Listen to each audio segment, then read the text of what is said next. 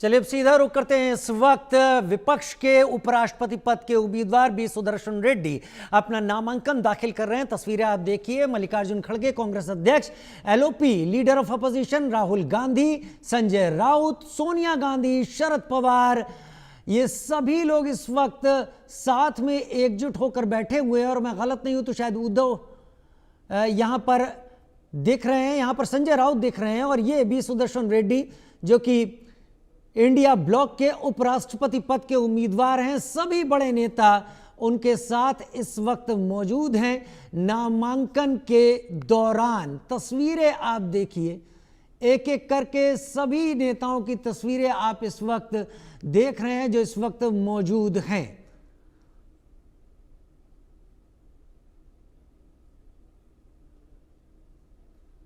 संजय राउत, राहुल गांधी,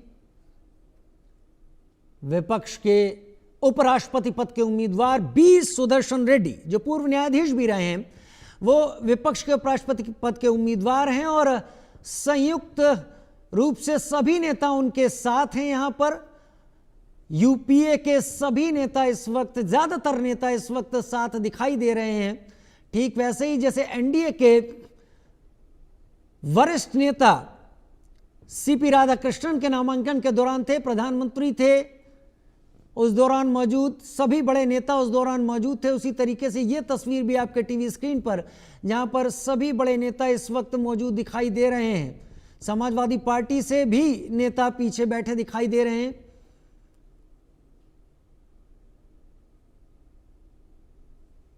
कल राधाकृष्णन और आज सीपी सुदर्शन, आज बी सुदर्शन रेड्डी, कल सीपी राधाकृष्णन और आज बी सुदर्शन रेड्डी अपना नामांकन दाखिल कर रहे हैं। एक बड़ी लड़ाई है और विपक्ष ने, यूपीए ने एनडीए के सामने बी सुदर्शन रेड्डी को उतारकर इसे कांटे का मुकाबला बना दिया है। तस्वीरें आप देखिए। अब सभी नेता खड़े हो गए हैं अपना नामांकन दाखिल करने के बाद। शरद पवार, सोनिया गांधी, मल्लिकार्जुन खड़गे, राहुल गांधी इस वक्त दिखाई दे रहे हैं। प्रियंका इस तस्वीर में नहीं दिख रही हैं। संजय राउत भी यहां पर मौजूद हैं। तो अब नामांकन दाखिल करने के साथ यह तय हो गया है कि यह लड़ाई विपक्ष ने कांटे की लड़ाई में बदल दी है।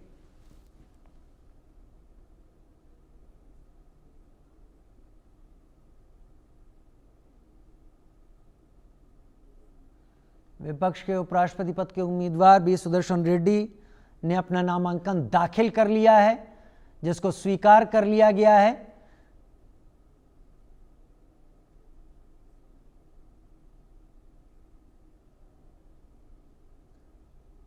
समय भी आप देखिए, 11:15 बजे का समय।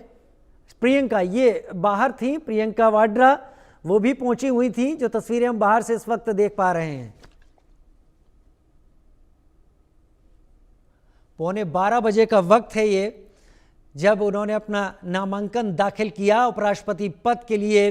बी सुदर्शन रेड्डी ने अपना नामांकन विपक्ष के उम्मीदवार के तौर पर दाखिल कर दिया है। अब ये चुनाव कांटे का है। पूर्व उपराष्ट्रपति जगदीप धनखड़ के इस्तीफे के बाद ये जगह खाली हुई थी। संजय शर्मा मेरे सहयोगी फोन लाइन पर मेरे साथ इस तक जुड़े हुए हैं। संजय जी, हम तस्वीरें लगातार दिखा रहे हैं, क्या यह माना जाए, खैर नामांकन तो एक औपचारिकता होती है जिसे निभाना बहुत जरूरी होता है, लेकिन विपक्ष ने एनडीए के उम्मीदवार के सामने इन्हें उतार कर मुकाबला कांटे का बना दिया है। होल्ड पर रखा।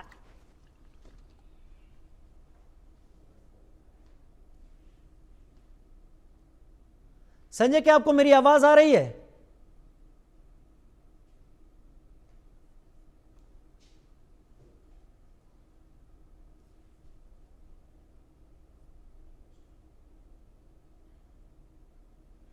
सुदर्शन या राधाकृष्णन कौन बनेगा उपराष्ट्रपति, और अगर इसमें परिणाम एनडीए के फेवर में आते हैं, अगर परिणाम एनडीए के फेवर में आते हैं तो एनडीए के लिए सारी स्थितियां अनुकूल रहेंगी। लेकिन अगर ये परिणाम यूपीए के फेवर में आते हैं तो राज्यसभा में सरकार मुश्किलों में पड़ती दिखाई पड़ेगी।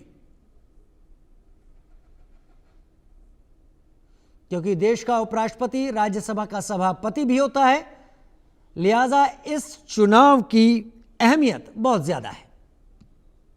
मनोहर केसरी मेरे सहयोगी मेरे साथ इस वक्त जुड़ गए हैं। मनोहर, हम तस्वीरें लगातार दिखा रहे हैं, बी सुदर्शन रेड्डी के नामांकन दाखिल कर चुके हैं।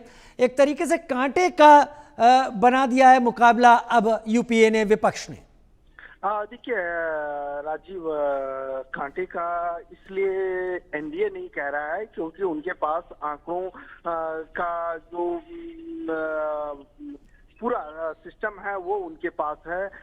हालांकि बी सुदर्शन रेड्डी ने आज अपना नामांकन दाखिल कर दिया। नामांकन के वक्त आप देख सकते हैं, हमारे दर्शक देख सकते हैं कि सोनिया गांधी मौजूद थी, राहुल गांधी मौजूद थे, मल्लिकार्जुन खड़गे समेत इंडिया ब्लॉक के कई नेता मौजूद थे। शरद पवार की बेटी सुप्रिया सुले वो मौजूद थी, उसके साथ साथ जेएमएम के सांसद मौजूद थे। तो सारे लोग इंडिया ब्लॉक के मौजूद थे और इंडिया ब्लॉक को उम्मीद है कि कई ऐसे सांसद हैं जो बी सुदर्शन रेड्डी के पक्ष में वोट कर सकते हैं। मतलब वो क्रॉस वोटिंग की उम्मीद लगा बैठे हैं। और अगर हम आंकड़ों की देखें तो आंकड़े के मुताबिक जो है सो 400 से ज्यादा जो है एनडीए के पास सांसद हैं लोकसभा और राज्यसभा के, तो वहीं इनके पास 320 के आसपास हैं।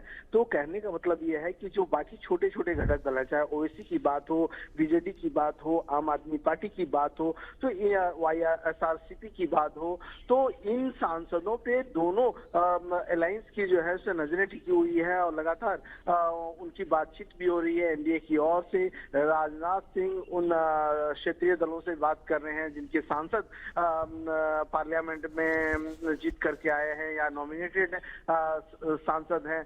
तो उन लोगों से बातचीत करके जो है सो अपने पक्ष में ज्यादा से ज्यादा संख्या में जो है सो मतदान हो सके और जीत का फासला ज्यादा हो, वो एनडीए इस जुगत में है। वहीं एनडीए ने अपने सांसदों के लिए 3 दिन के लिए 6, 7, 8 सितंबर के लिए ट्रेनिंग, मॉक ड्रिल ट्रेनिंग की व्यवस्था भी की है जिसमें सारे सांसद भाग लेंगे। क्योंकि पिछली बार हमने देखा था कि कई सांसदों के वोट अवैध हो गए थे, वो इंक की वजह से रहे हों या किसी भी तरह से गलती से जब वोटिंग करने के लिए जाते हैं तो वहां कुछ गलतियां हो जाने की वजह से अवैध करार दिए गए थे। तो ऐसे में बीजेपी ये चाहती है किसी भी सांसदों का वोट बेकार ना हो, वो सुनिश्चित रूप से सही ढंग से वोट पड़े। जी मनोहर, हमने देखा था जब एनडीए के उपराष्ट्रपति पद के उम्मीदवार सीपी राधाकृष्णन ने अपना नामांकन दाखिल किया था, तो अगर मैं गलत नहीं हूं तो 4 सेट दाखिल किए गए थे। एक प्रधानमंत्री की तरफ से, एक स्वास्थ्य मंत्री और बीजेपी अध्यक्ष जेपी नड्डा की तरफ से, इसी तरीके से टीडीपी के नेताओं की तरफ से। यहां कितने सेट विपक्ष की तरफ से दाखिल किए गए? देखिए, अभी सेट के बारे में संख्या बताना तो मुश्किल है जब तक नेता बाहर निकल करके आते हैं, लेकिन 80 जो प्रस्तावक और समर्थक हैं उनके साइन है, जिसमें सोनिया गांधी, राहुल गांधी, खड़गे, सुप्रिया सुले, अरविंद सावंत समेत तमाम लोगों के उसमें साइन है, प्रस्तावक के रूप में है। शरद पवार हैं, क्योंकि कल जब इंडिया ब्लॉक के सांसदों के साथ बी सुदर्शन रेड्डी का सेंट्रल हॉल में परिचय कराया जा रहा था, उन्हें सम्मानित किया जा रहा था, तो उस दौरान शरद पवार से सभी लोग मौजूद थे। तो इन सबों के नाम है उनमें जो राज्यसभा की जो जनरल सेक्रेटरी है उनको सौंपी गई है। जी बहुत शुक्रिया मनोहर केसरी हमारे साथ जुड़ने के लिए इस जानकारी के साथ। तो पूरा का पूरा मुकाबला अब रोचक हो गया है, जहां विपक्ष ने अपना उम्मीदवार बी सुदर्शन रेड्डी के रूप में उतार दिया है और वहीं एनडीए सरकार की तरफ से सीपी राधाकृष्णन मैदान में आ चुके हैं। आज के बाद से दोनों ही उम्मीदवार अपना प्रचार भी शुरू कर देंगे और दोनों ही खेमों के सांसदों से मिलने की कोशिश करेंगे, जिससे कोशिश करेंगे कि सबका उन्हें समर्थन मिले। इसी के साथ एक छोटे से ब्रेक